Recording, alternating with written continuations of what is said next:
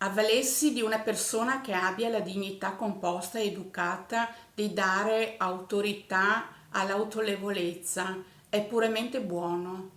Poi ci sono persone che danno senso e significato al valore della Costituzione, che è stata proposta e depositata a favore della popolazione tutta.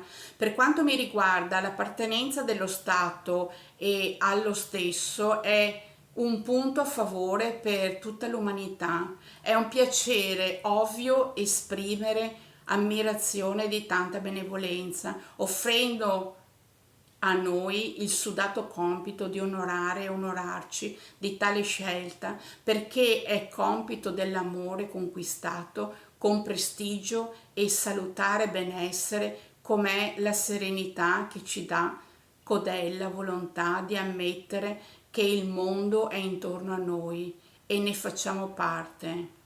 Viva la libertà! Viva la libertà!